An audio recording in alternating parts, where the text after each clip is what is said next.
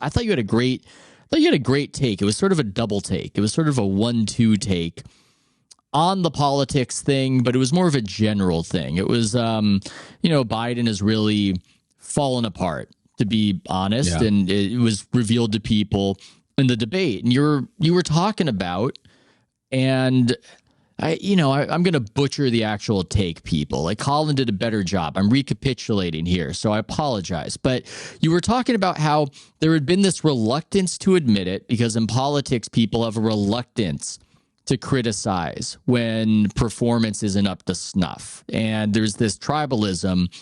But in sports, we still have that to a degree. And we still have, hey, you made the playoffs, but you never come through in the playoffs. And that's an issue. Let's talk about it. And your take was this 1-2 of identifying the chasm between politics and sports in this way, but also a bit of a warning of, let's not make the sports like the politics. I'm a little bit concerned about how this is creeping into it, where some of you just don't want to admit some of the warts on your favorite thing or whatever you're rooting for. I thought that was a great take, man. I don't have a good question for you to expound upon it. I just want to throw that out there because I thought that was really good. Yeah, I mean, sports has standings, and so you don't really get into a lot of echo chambers in a locker room. You lose, heads roll. You lose, you get your ass chewed. That Yankee locker room right now is no fun to be in, right? Yeah. That Philly locker room is great.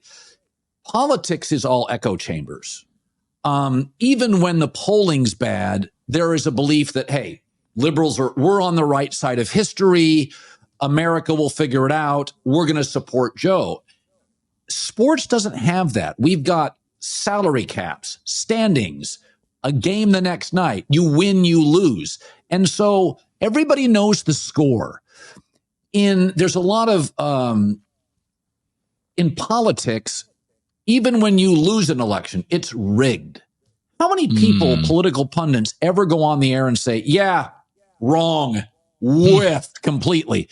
It's viewed as weakness. It's giving the other side a chance to be a vulture, circle and pounce.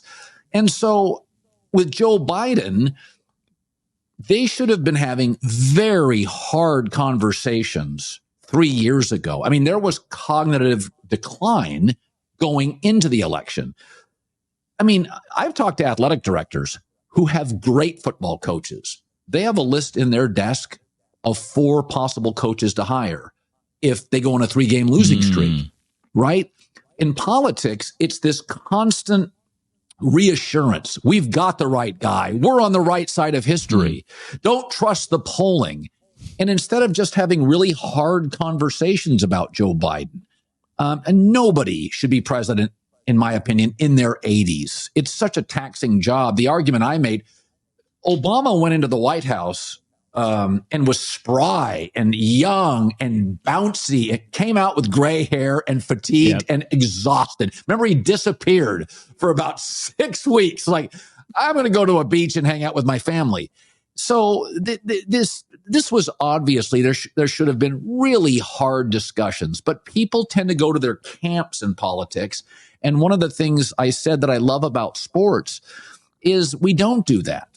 I mean, fans will call for their own coaches' heads. I mean, Ohio State loses at Eugene this year. There'll be people on the message board, Crazy Town, that are like, Ryan Day can't beat Harbaugh or the good teams.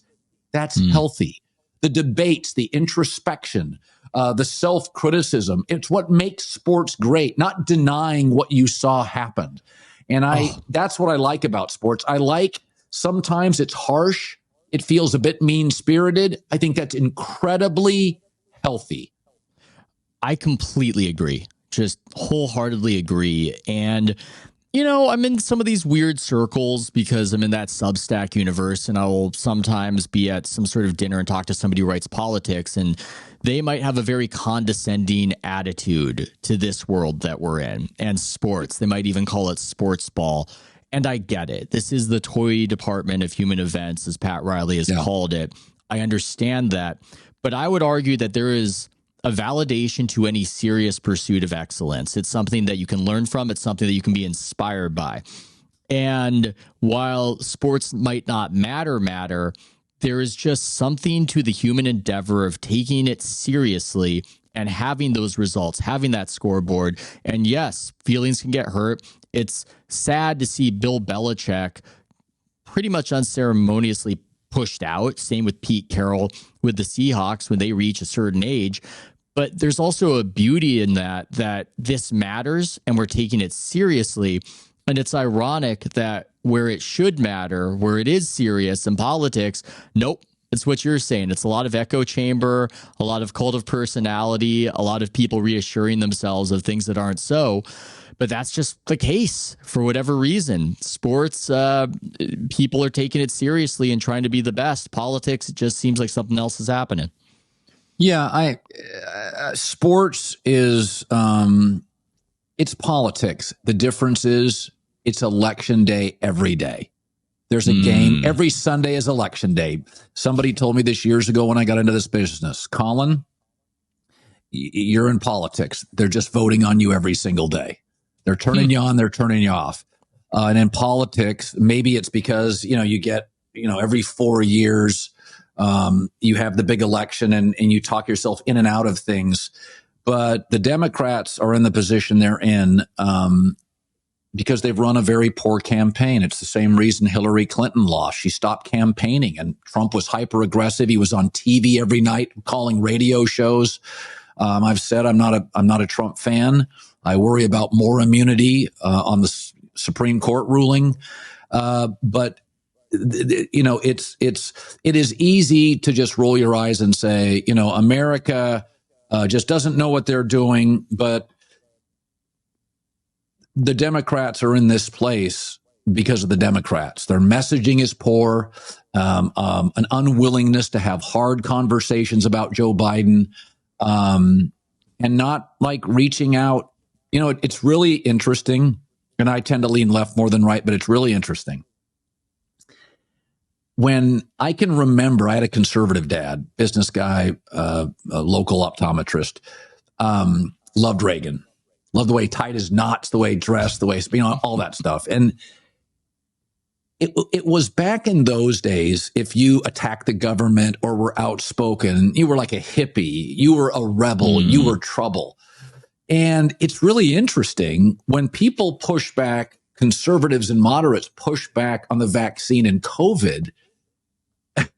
The mostly left-leaning media was outraged that you would push back on the government. And I don't have a strong opinion on this, but it is fascinating that I'm old enough to remember when sort of the anti-government opinions were considered by conservatives to be terribly disruptive. And it's just the opposite now. That I may not have agreed with Aaron Rodgers' vaccine take, but there was a lot of experimenting going on. There was a lot of, how many times I've gotten an email to get a booster shot? Like, I got it once, I'm out. So I think it's healthy to ask tough questions, look in the mirror. I think it's really healthy to push back on government. And I think sometimes the left has gotten a tad comfortable with authority. And I just remember it was completely different 30 to 40 years ago, watching my dad, the conservative, sort of rail or push back on people that were considered irresponsible and poking and prodding government officials and policy. It's just, I'm not an expert on it, but it has flipped.